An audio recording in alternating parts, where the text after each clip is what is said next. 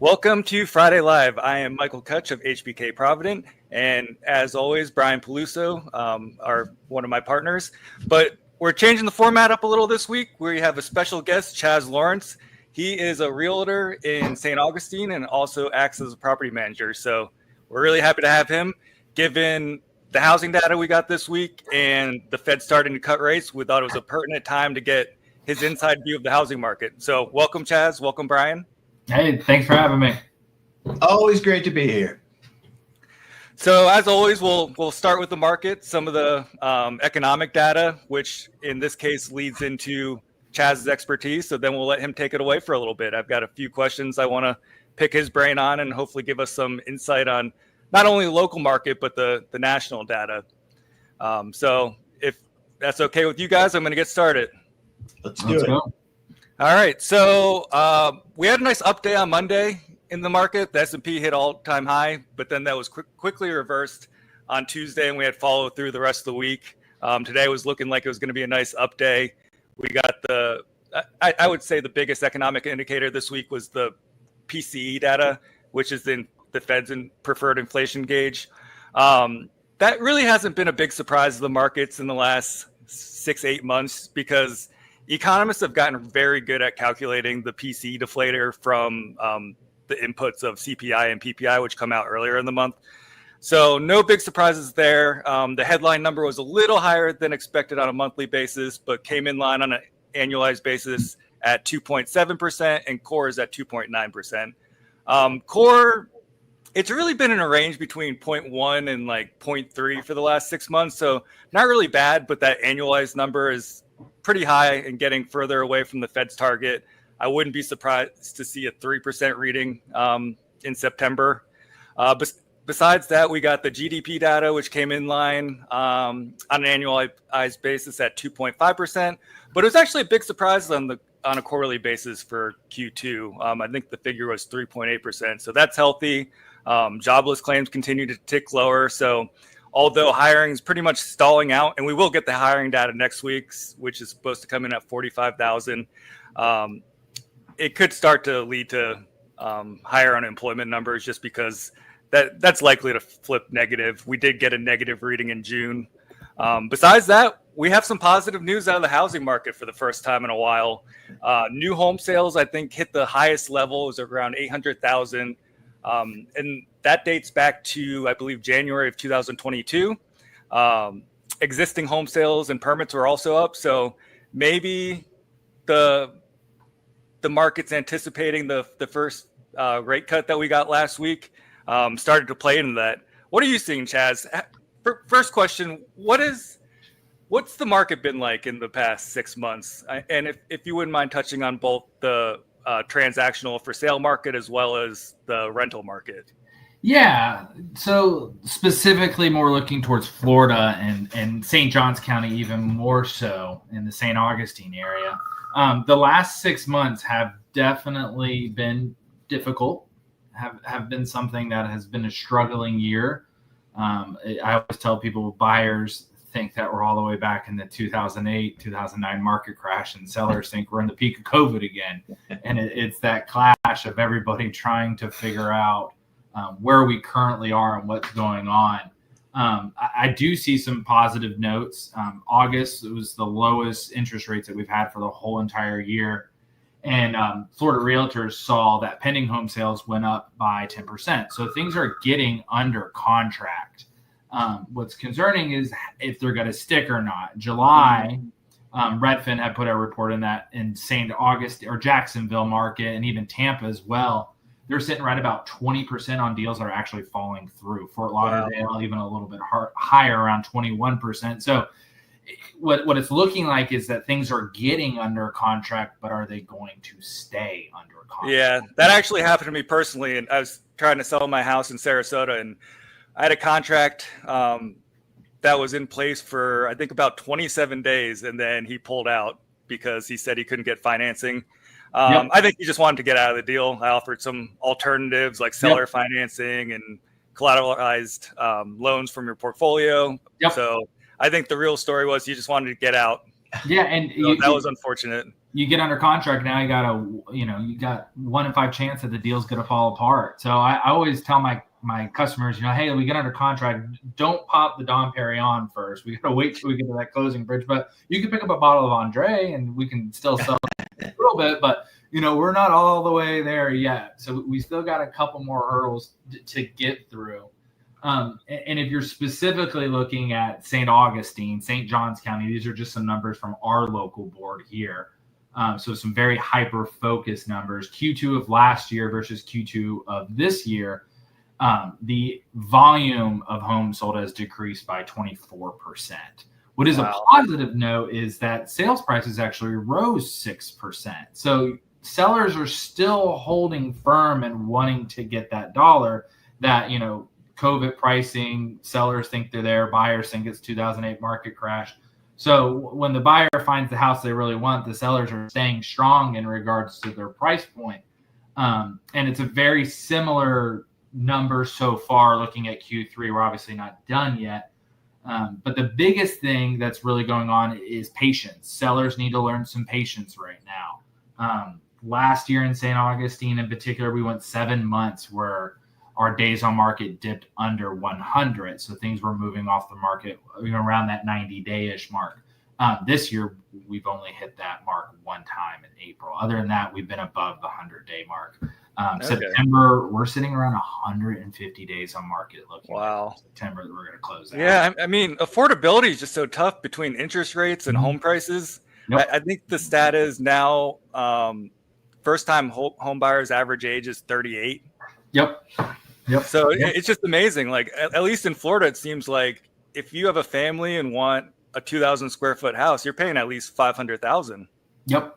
Yeah, you are. Affordability is a huge problem that we feel, and especially in our county, we have the best school district in the state of Florida, and we get so many people who are coming here to capitalize on that. And then, of course, just our local tourism, a growing town.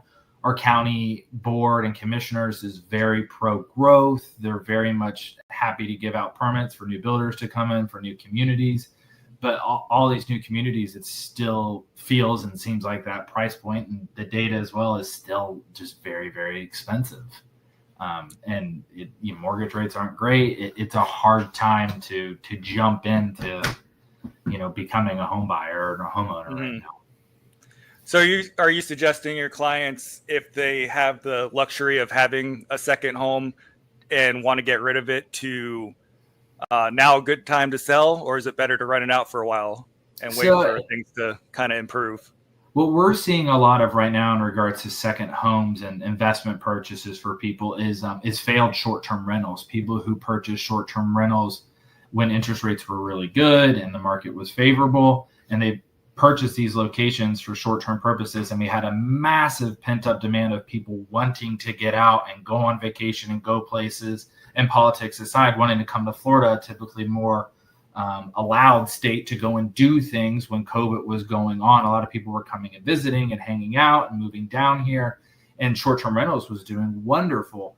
And now that business has really started to decline, and I'm seeing a big increase of people who are either flipping their short-term rentals to long-term rentals just to meet the mortgage, and or people trying to sell their second home or investment homes, but then in turn flipping them back to long-term because short-term hasn't worked, or they're waiting 150, 120 days to sell their house, and it's just not coming off the market.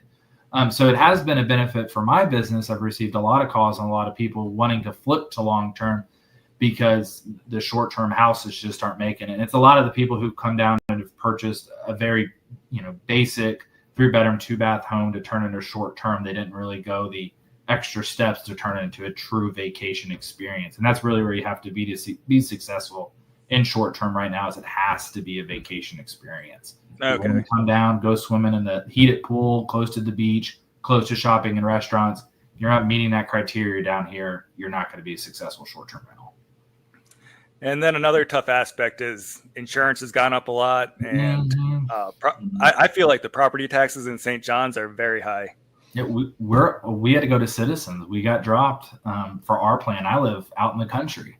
I'm not in a flood zone. I'm 25 miles away from the ocean, I'm not a high risk home, quote and unquote, and we had to go to the Citizens because we got dropped, and it's crazy to see that happening left and right, and these oceanfront homes and these beach houses and properties that are just getting dropped left and right, and there's no other option to go shopping. They're stuck with the state-run Citizens, or they're trying to find something else, and if they do find something else, it's not usually that favorable. How about for someone that's looking to purchase their first home? Do you think it's better to rent for a little while? I think the biggest thing in regards to somebody looking to purchase their first home is where they are financially with themselves currently right now. It really just depends on where you are. If you have a savings set aside that you can put a healthy down payment on the property in order to, get rid of that PMI, because that's gonna definitely keep your mortgage up. So if you have enough that you can put down, so you don't have the private mortgage insurance. So if you don't have to do that, if you have enough after putting that down payment down to be able to have as a background cushion fund, if your AC craps out, or if you need a new roof or a big plumbing leak, so you have some safety funds to fall back on, so you won't become in a financial ruin if one of those type of situations occur, then I really do think that it's a great time to purchase if you are one of those individuals. But I just recently saw an article the other day that 67% of Americans are living paycheck to paycheck. I know, it's crazy. Yeah, and it's struggling, and it's hard, and it's difficult. And if you can't have a healthy down payment, and still have the background to eat an unexpected maintenance expense, then I do really think that it's not a bad idea to rent and to wait to see if the market is going to become more favorable for you. Interest rates start to get better, and or pricing gets better, and continue to build those savings, because if your AC craps out as a renter, it's not your problem, it's your property owner, right? Problem. So that can give you some less anxiety and less stress. Yeah, you're paying someone else's mortgage and equity, but you're not burdening yourself by taking something on you can't afford in the long run. I like to tell people, if you do have that nest egg and you're ready to go, don't sit on the sidelines and wait for the Goldilocks time. My best friend bought a house in 2021 in July, and it was the Goldilocks time. He's like barely above 3%. Pricing was still not at the very top of what it was. And I look at him, I'm like, Zane, you can never sell your house. You're stuck. You're stuck here forever. Like, it doesn't matter. You are just stuck. And I think some buyers are possibly waiting for that to occur. But a lot of that is also luck. We don't know exactly what or will happen at certain times. So if you're in a good situation, don't wait. Jump at it, take advantage of where you are. If interest rates start to drop in the next year or two that are really, really favorable, refinance. Refinances were through the roof when COVID interest rates were so low. So take advantage of that, if that portrays itself. But if you're ready to go, pull the trigger now. Okay. All right. So after a year of the Fed just pausing on interest rates, they finally started the rate cutting cycle again this past week to 4 to 4.25. They're anticipating another 2 cuts this year. I'm going to give you my theory on this, and then I want to hear your take on it. Yeah. So I'm skeptical. Say we get another 4 or 8 cuts in the next 12 months. I'm skeptical we're going to get a big move out of the long end, given where the debt levels are, and just the threat of inflation. I don't see the long end going down, which is what mortgage rates are more tied to.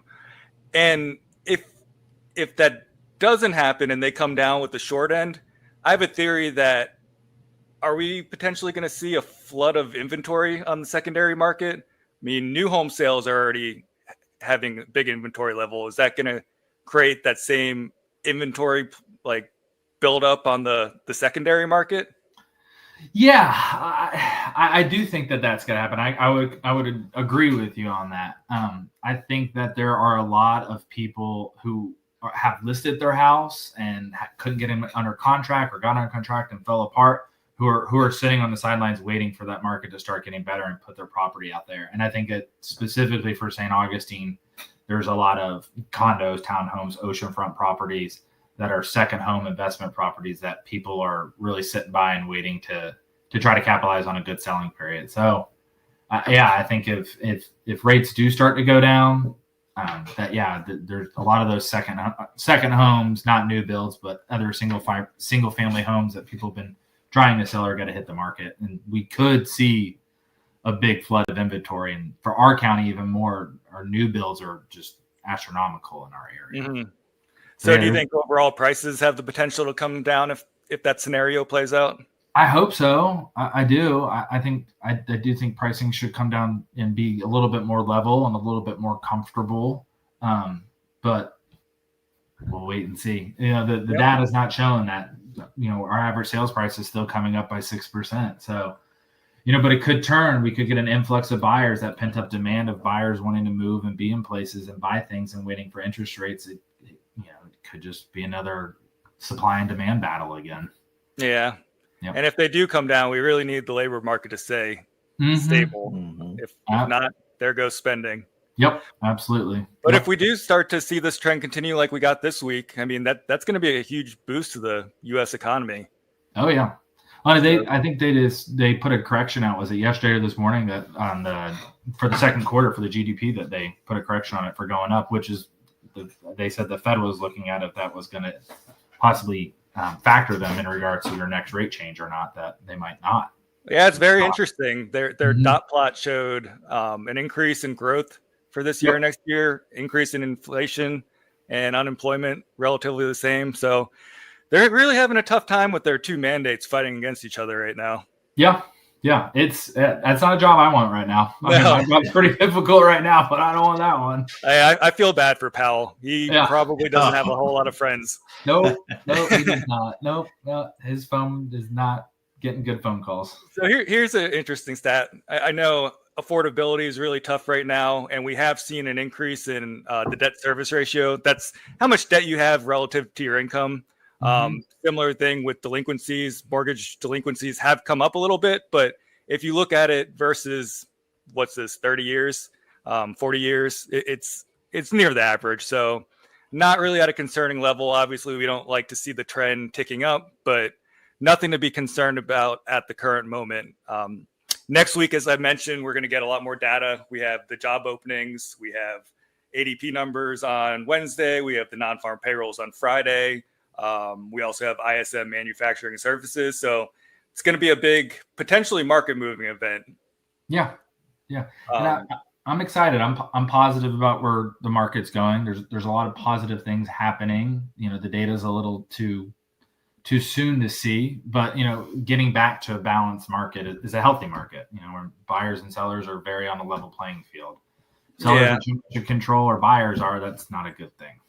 I would say overall on a medium term, I'm pretty bullish about the stock market. I think we should be due for a pullback, though. We've had quite the run since April. Yep.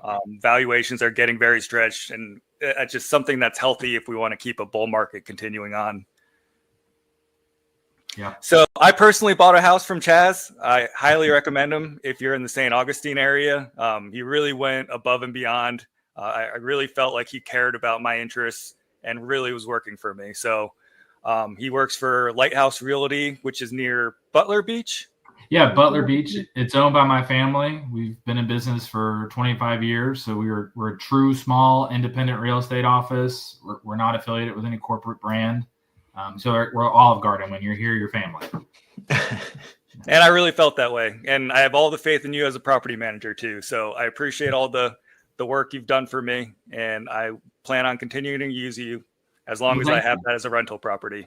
And I appreciate your business. So thank you very much. I appreciate you having me on today too. This has been fun to talk about things. I look at them a little, data nerd sometimes, and I don't get to talk to many other people about that. So it was so great and insightful getting your take on the local market here. I mean, I see it from the national level and just my personal home, but it's nice to see someone that does this every day and is on both the seller side and buyer side as well as the rental market. So very insightful. Yeah, I appreciate you coming on. Yeah, thank you. I appreciate it. Brian, before we head out, you want to talk about your new blog post series you're starting? I do. And I think everybody by now recognizes it's difficult for me to be in front of a camera and a microphone and not say much. So, Mike, thanks for bringing me. Chad, Chaz, this has been great. Thank you so much. We appreciate your time, and we certainly appreciate you taking care of Mike and a couple things he's been working on. So I thought it was fascinating. I will follow up on one thing that Chaz had mentioned, kind of from a financial planning perspective. And Chaz had mentioned, hey, if this is your time to buy and you've done your planning and you have your personal reserve, then move forward with it. We work with so many people that are, as Chaz had mentioned, looking for a Goldilocks scenario. And it's really in two spaces. One space is when they're buying a property, whether that be a second property or a new primary home or whatever it is. So many people are waiting for everything to align perfectly. And it never will. It's like when we first started having children before, when we were newly married and contemplating it, finally somebody said, Brian, it's never a perfect time. When it's your time, if that works out in your life, then you can't wait. So I thought that was very, very insightful from a financial planning perspective. The other situation that people are looking for the Goldilocks scenario, which will never occur, by the way, is when it comes to taxes.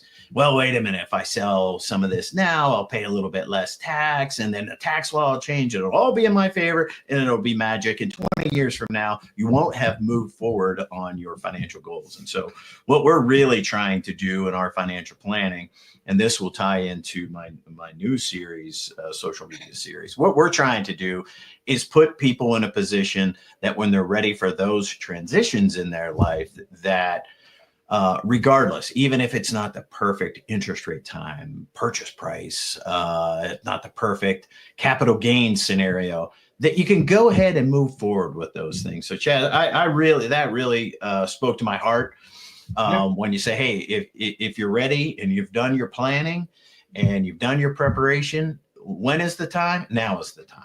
Yep. So thank you for that. I thought that was tremendously helpful. My new social media series is really talking about how financial planning is more about time than money. Our two most limited resources are time and money. And financial planning deals with a lot of money, but it's really about time. How do you maximize your time? How do you use money to make the most efficient use of your time, whether that be your retirement income planning, when is my time to retire, and am I going to be comfortable and not worry about these things, and the PMIs and the interest rates and the CPIs and all these other things that Mike studies on your behalf, that you don't have to worry about those things, that you are maximizing your time. Kind of like Chaz was talking about. So there's going to be a series. There's an 8-part series. It's going to start October 9th. Out on social media. That's gonna be LinkedIn and Facebook and Instagram now. That's awesome. And so we'll do that over, that is a 8-part series starting October 9th. So check that out. They're brief, they are quick, but we really believe, and our philosophy is that financial planning is more about maximizing your most limited resource, which is really your time. And if I tie that back into what Chaz was talking about, if you've done your preparations and you're not going to find the Goldilocks from the price and interest rate and all these other things, when it is your time, make those moves, whether it be retire, buy properties, whatever it is. Because if you do that, the numbers, the money part of it becomes less important, and you really become, you start to maximize your time and your enjoyment of that most limited resource, your time. So that's what that series is about. So, but Chaz, thanks again. This is really great stuff. No, of course. No, thank you. And yeah, echo a lot of the things that you're saying as well. So. All right. Well, before we go, I'm just going to flip on the disclosures to make sure no one takes these recommendations to heart. Yep. And Chaz, you can feel free to hop off whenever you want. We really appreciate you coming on. Thanks for having me, gents. I really appreciate it. Absolutely. Have a great weekend. Thank you. You guys too. Securities offered through LPL Financial, LLC, member FINRA, and SIPC.org. Advisory services offered through LPL Financial, LLC, a registered investment advisor. Brian Peluso, Michael Kutch, and David Harper are registered representatives of LPL Financial, LLC. Content discussed is for informational purposes only and not intended as an offer or solicitation to buy or sell any security or investment strategy. Any opinions expressed are those of the authors and do not necessarily reflect the views of LPL Financial or its affiliates. All investments involve risk, including the possible loss of principal. This communication may include links or references to third-party websites. These links are provided as a convenience only. LPL Financial and its representatives are not responsible for the accuracy or content of such sites. Brian, Mike, and David and HPK Provident Advisors may only transact business in states where they are properly registered or exempt from registration. Please contact us directly for information regarding licensing and registration status.